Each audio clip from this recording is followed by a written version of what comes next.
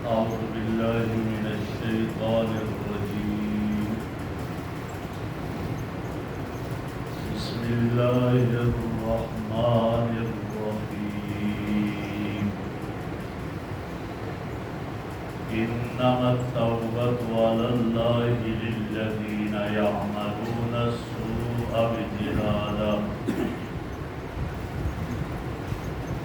ثم يتوبون من قريب فأولئك يتوب الله عليهم وكان الله عليما حكيما. وليست التوبة للذين يعملون السيئات حتى إذا حضر أحدهم الموت قال إني تبت الآن ولا الذين يموتون وهم كفار أولئك أعتدنا لهم عذابا أليما. إنما التوبة على الله، بے شک توبہ کا قبول کرنا اللہ کی ذمہ ہے. للذین، ان لوگوں کے لیے، یعملون السوء، جو گناہ کرتے ہیں، برائی کرتے ہیں، بجہالت، جہالت کی وجہ سے، نادانی کی وجہ سے، ثم یتوبون من قریب، پھر جلدی توبہ کرتے ہیں، فاولئک یتوب اللہ علیہم، بس یہ وہ لوگ ہیں اللہ ان کی توبہ قبول کریں گے. وکان اللہ علیما حکیما، بے شک اللہ رب العزت جاننے والا اور حکمت والا ہے. وَلَيْسَتِ التَّوْبَةُ لِلَّذِينَ يَعْمَلُونَ السَّيِّئَاتِ، اور ان لوگوں کی توبہ قبول نہیں ہوتی جو گناہ کرتے ہیں، حَتَّى إِذَا حَضَرَ أَحَدَهُمُ الْمَوْتُ، یہاں تک کہ جب ان میں سے کسی کو موت آ جاتی ہے اور موت سامنے نظر آتی ہے، قال، تو اس وقت وہ کہتا ہے انی تبت الآن، میں نے اب توبہ کر لی. وَلَلَّذِينَ يَمُوتُونَ وَهُمْ كُفَّارٌ، اور اسی طرح ان لوگوں کی توبہ بھی قبول نہیں ہوتی جو کفر کی حالت میں مر جاتے ہیں. أُولَئِكَ أَعْتَدْنَا لَهُمْ عَذَابًا أَلِيمًا، ایسے لوگوں کے لیے ہم نے دردناک عذاب تیار کر رکھا ہے. میرے محترم بزرگوں اور دوستوں، یہاں گناہوں کے بعد توبہ کا ذکر ہے. پہلی آیت میں توبہ کی قبولیت کا ذکر ہے کہ اللہ توبہ کب قبول کرتے ہیں، اور دوسری آیت میں توبہ قبول نہیں کرتے اور کب نہیں کرتے اس کا تذکرہ ہے. بظاہر یہاں آیت میں تو یہ آ رہا تھا کہ بے شک اللہ رب العزت نے توبہ کے قبول کرنے کو اپنے ذمہ لیا ہے ان لوگوں کے لیے یعملون السوء بجہالہ، جو جہالت کی وجہ سے گناہ کرتے. لیکن اس کا یہ معنی نہیں ہے کہ جہالت کی وجہ سے، چاہے وہ جہالت کی وجہ سے گناہ کرے یا جہالت سے ہٹ کر ارادتاً اور قصداً گناہ کرتا ہے، اس کا بھی گویا کہ یہی ہے کہ اللہ ان کی توبہ قبول. ہر گناہ کار، گناہ کرنے والے کی توبہ کو اللہ رب العزت قبول فرماتے ہیں، اور چاہے وہ جیسا بھی ہو. پھر یہاں جہالت سے مطلب یہ ہوگا کہ وہ آدمی غفلت میں گناہ کرتے، غفلت کی حالت میں گناہ کرتے. اور بعض مفسرین نے جہالت کی تعبیر کی ہے کہ وہ آدمی گناہ کرتے ہیں، اور گناہ کیسے کرتے ہیں؟ نادانی میں گناہ کرتے، بے وقوف ہے، بے وقوفی کی حالت میں گناہ کرتے ہیں. اللہ رب العزت ان لوگوں کی بھی توبہ قبول کریں گے، کیونکہ گناہ کرنا ایک جہالت ہی ہے. حضرات صحابہ کرام کا اس بات پر اتفاق ہے اور فرماتے ہیں کل ذنب اصابہ عبد فهو جہالۃ عمدا کان او غیر، ہر وہ گناہ جو کوئی بندہ کرتا ہے، بالقصد کرتا ہو یا بلا قصد کرتا ہو، وہ گناہ ہے، اور وہ بہرحال میں جہالت ہی ہے. لہذا وہ چاہے جان بوجھ کر کرے یا بغیر جان بوجھے کے کرتا ہے، فرمایا وہ جہالت ہی ہے، گناہ تو ہے ہی جہالت. امام مجاہد رحمہ اللہ بہت بڑے مفسر گزرے، وہ فرماتے ہیں कुल्लु आमिलिन बिमासियतिल्लाहि फहुव जाहिलुन हीन आमिलहा। फरमाया हर वो शख्स जो किसी काम में अल्लाह की नाफरमानी कर रहा है तो वो ये काम करते हुए जाहिल है, ये हालत है, इसीलिए वो कर रहा है और ये इस वजह से कर रहा है। तो बहरहाल ये सारी सूरतें भले बजाय वो बड़ा पढ़ा लिखा क्यों नहीं है, लेकिन जब गुनाह कर रहा है तो उसका ये गुनाह करना ये एक किस्म की जहालत ही है उसकी। हजरत इकरमा रज़ी अल्लाह तआला अन्हु वो इरशाद फरमाते हैं, उनका कहना है अमूर दुनिया कुल्लुहा जहाला, दुनिया के सारे काम ऐसे काम जो अल्लाह रब्बुल इज्जत की इताअत से निकाले, अल्लाह के नबी की इताअत से निकाले, ये सब के सब जहालत है और इनको जहालत ही कहा जाता है। और जहालत क्यों कहा जाता है कि इन गुनाहों की थोड़ी सी लज्जत की खातिर आदमी हमेशा हमेशा जन्नत की लज्जत को छोड़ देता है। और इन थोड़ी सी लज्जत की खातिर, ये थोड़ी सी लज्जत है, इंसान जब इसको इख्तियार करता है तो इस लज्जत की खातिर हमेशा हमेशा का अजाब ले लेता है अपने जिम्मा। तो ये जहालत एक किस्म की है, ये दानाई नहीं है, ये नादानी भी है, ये बेवकूफ़ी भी है और ये जहालत भी है, इसको जहालत कहा जाता है। तो गोया के इंसान कोई गुनाह करे, चाहे वो कसदन करे, आमदन करे या खतान करे, दोनों हालत में ये गुनाह फरमाया ये जहालत ही है और जहालत करार दिया गया। और फरमाया कि अल्लाह तौबा कबूल करते हैं। कब तौबा कबूल करते हैं? फरमाया सुम्मा यतूबूना मिन करीब, उन लोगों की तौबा जो जल्दी तौबा करते, करीब में जल्दी तौबा करते हैं। और जल्दी तौबा क्या है, कब तक तौबा कबूल होती है? हदीस में आता है इन्नल्लाह यक़बलु तौबतल अब्द मा लम युगरगर, फरमाया अल्लाह उस वक़्त तक आदमी की तौबा कबूल करते हैं जब तक कि वो नज़ा के आलम में ना। जब मौत तारी होती है, नज़ा का आलम तारी होता है, फरिश्ते सामने आ जाते हैं, आखिरत के मनाजर सामने आ जाते हैं, दुनिया के मनाजर पीठ के पीछे चले जाते हैं, अब ये गरगरा की कैफियत है, अब इसकी तौबा कबूल नहीं। उससे पहले तौबा तो पता चला, मरने से पहले तक भी कोई आदमी तौबा करता है तो ये तौबा इसकी जल्दी ही में शुमार होगी और पहली ही फुर्सत में शुमार होगी। दो चीज़ें मुफस्सिरीन ने लिखी, फरमाया आदमी की दो हालतें हैं, एक है हालत यास और दूसरी हालत बास। हालत यास, आदमी बीमार हुआ, दवाइयाँ ली, डॉक्टरों ने जवाब दे दिया, दवाइयाँ इस्तेमाल कर करके मायूस हो गया, अब वो समझता मैं ठीक नहीं होगा, ये हालत यास है। लेकिन इसमें भी उसकी तौबा कबूल होगी, वो तौबा करेगा, तौबा कबूल होगी। ये गरगरा से पहले वाली कैफियत है, नज़ा के आलम के तारी होने से पहले वाली कैफियत है। हाँ, जब उस पर नज़ा का आलम तारी हो जाएगा, अब ये हालत बास है और इस हालत बास में उसकी तौबा कबूल नहीं होगी।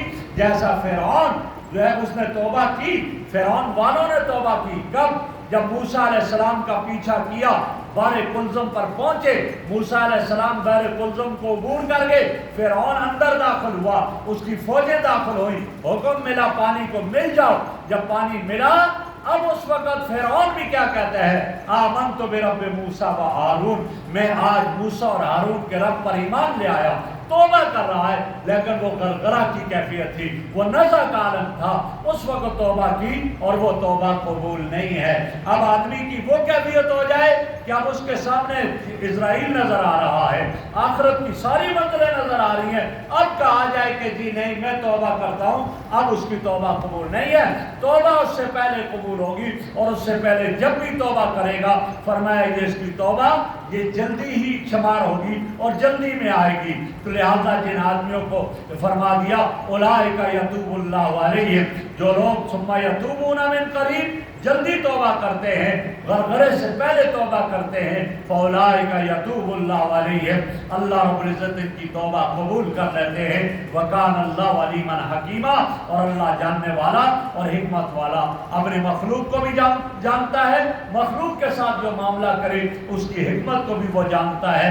या फरमाया अल्लाह के ज़िम्मा तौबा, अल्लाह के ज़िम्मा तौबा कबूल करना, ये कहा हालांकि अल्लाह पर कोई चीज़ लाज़िम नहीं, अल्लाह के ज़िम्मा कुछ भी नहीं, कहा इसका मतलब यह कि अल्लाह ने वादा किया है میرے بندے تو توبہ کرے گا میں توبہ تیری قبول کروں گا۔ ان اللہ یقبل التوبہ عن عبادہ، اللہ اپنے بندوں کی توبہ کو قبول کرتے ہیں۔ جب توبہ کو قبول کرتے ہیں تو لہذا التائب حبیب اللہ، گناہ سے توبہ کرنے والا اللہ کا دوست ہے۔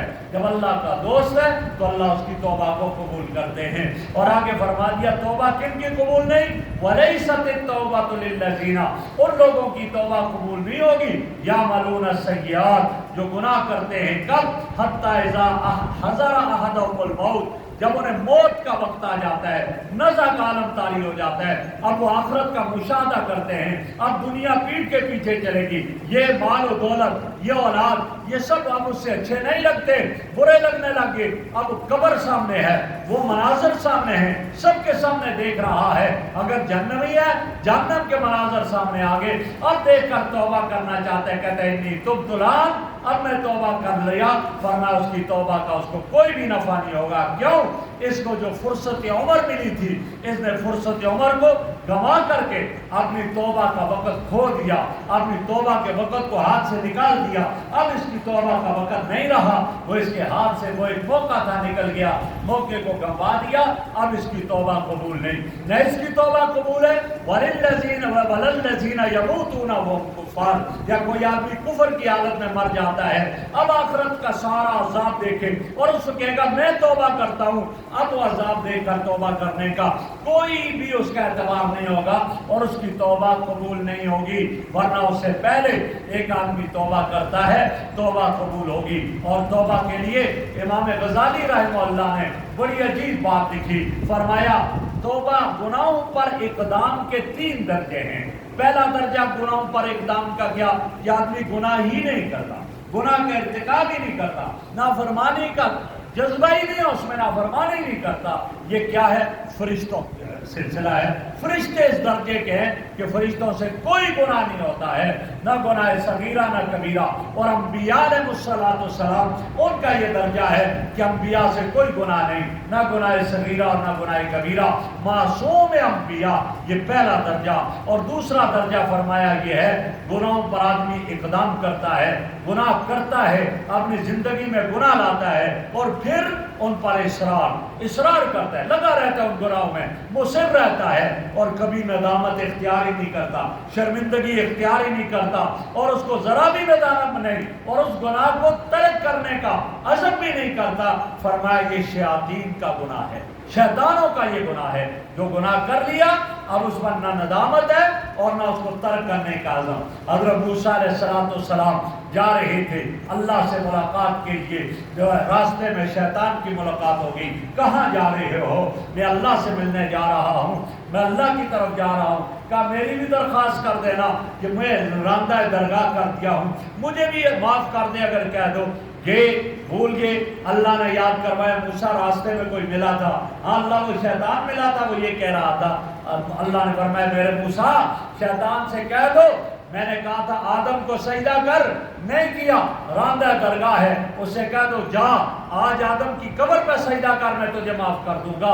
اللہ یہ تو کوئی اتنا بڑا مسئلہ نہیں ہے، یہ تو بڑا آسان ہے۔ واپس آئے کہا اللہ نے یہ فرمایا، تو کیا جواب میں کہا میں آدم جب زندہ تھا اس کو سجدہ نہیں کیا، اب قبر پر سجدہ کروں؟ یہ کیا تھا؟ جو گناہ ہوا اس پر ندامت نہیں ہے اور اس کو چھوڑنے کا عزم نہیں ہے۔ یہ شیاطین کا اقدام ہے۔ اور ایمان والوں کا اقدام کیا ہے؟ مومن لوگوں کا اقدام کیا ہے؟ فرمایا بنی آدم کا اقدام یہ ہے کہ گناہ سرزد ہوتا ہے فوراً ندامت اختیار کرتے ہیں اور آئندہ نہ کرنے کا پکا ارادہ کرتے ہیں کہ میں آئندہ یہ گناہ نہیں کروں گا۔ یہ ہے ابن آدم کا اقدام۔ اور جب یہ آدمی اب گناہ کر رہا ہے، اب نہ کرنے کا عزم کر رہا ہے، ندامت اختیار کر رہا ہے، تو اللہ کیا فرماتے ہیں؟ اللہ فرماتے ہیں التائب من الذنب کمن لا ذنب لہ، گناہ سے توبہ کرنے والا ایسے جیسے گناہ ہی نہیں ہوا۔ اور اللہ یہ فرماتے ہیں یا ایھا الذین آمنوا توبوا الی اللہ توبۃ نصوحا، اے ایمان والو توبہ نصوح کرو۔ توبہ نصوح کس سے کہا جاتا ہے؟ فرمایا وہ توبہ نصوح خالص توبہ، سچی توبہ، اس کے 3 رکن ہیں۔ ایک رکن کیا ہے؟ جو گناہ کیا اس پہ ندامت، شرمساری ہو، دوسرا رکن کیا ہے؟ جن گناہوں کا ارتکاب کیا ان کو فوراً چھوڑ دے، آئندہ نہیں کروں گا، آئندہ نہ کرنے کا پختہ عزم ہو۔ اور تیسرا کیا ہے؟ تیسرا یہ ہے کہ جو اس سے نقصان ہو گیا، جو گناہ ہو گئے، ان کی تلافی کی فکر کرے، اب جو ہو چکے اور ان کو جتنا تدارک اس کے بس میں ہو کرے۔ مثلا ایک آدمی سے نمازیں رہ گئی، اب کیا کرے؟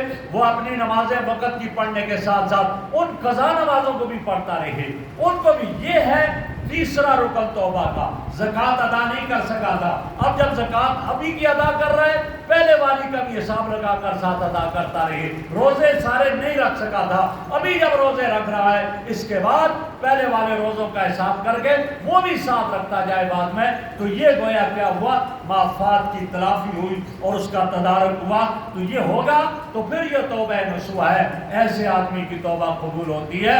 ان اللہ یقبل التوبۃ عن عبادہ، اللہ اپنے بندوں کی توبہ کو قبول کرتا ہے، اور جو توبہ نہیں کرتے یا کرتے ہیں مرتے وقت کر رہے ہیں، اللہ ان کی توبہ کو جب قبول نہیں کرتے تو ان کے لیے کیا ہے؟ اولئک اعتدنا لهم عذابا الیما، فرمایا ایسے لوگوں کے لیے دردناک عذاب تیار رکھا ہے، اور وہ دردناک عذاب والے ہیں۔ ورنہ جو توبہ کرتے ہیں تو اللہ نے ایک جگہ ارشاد فرمایا، قل یا عبادی الذین اسرفوا علی انفسہم، فرما دیجئے میرے محمد میرے بندوں کو، اے میرے بندو جنہوں نے اپنے گناہ نفسوں پر ظلم کیا اور زیادتی کی، پاؤں کے ناخن سے لے کر سر کے بالوں تک گناہوں میں ڈوبے ہوئے ہو، لا تقنطوا من رحمت اللہ، اللہ کی رحمت سے مایوس نہ ہو، ان اللہ یغفر الذنوب جميعا، اللہ تو سب کو معاف کر دیتا ہے، سارے گناہ معاف کر دیتا ہے۔ حدیث قدسی ہے، نبی اکرم صلی اللہ علیہ وسلم فرماتے ہیں، اللہ نے فرمایا میرے بندے آ تو میرے قریب آ، میرے قریب آ، تو اگر میرے قریب آئے گا چل کر میری رحمت دوڑ کر آئے گی، تو ایک ہاتھ آئے گا ایک قدم آئے گا میری رحمت دو ہاتھ تیری طرف آئے گی۔ اور اگر فرمایا کہ تیرے گناہ اتنے زیادہ ہیں زمین آسمان کے درمیان کے خلا کو بھر دیا ہے، پھر تو مجھ سے توبہ کرتا ہے کسی اور کی طرف نہیں جاتا، فرمایا غفرت لک ما تقدم من ذنبک ولست ابالی، میں تیرے گناہوں کو معاف کر دوں گا اور مجھے ذرا بھی پرواہ نہیں ہوگی۔ اللہ وہ ذات ہے، وہ تو تلاش کرتا ہے کوئی آ جائے، اور اگر ہم نہ اس کی طرف جائیں توبہ نہ کریں، یہ ہماری ناکامی اور ہماری کوتاہی ہوگی۔ اللہ رب العزت ہمیں توبہ کرنے اور توبہ پر قائم رہنے کی توفیق عطا فرمائے۔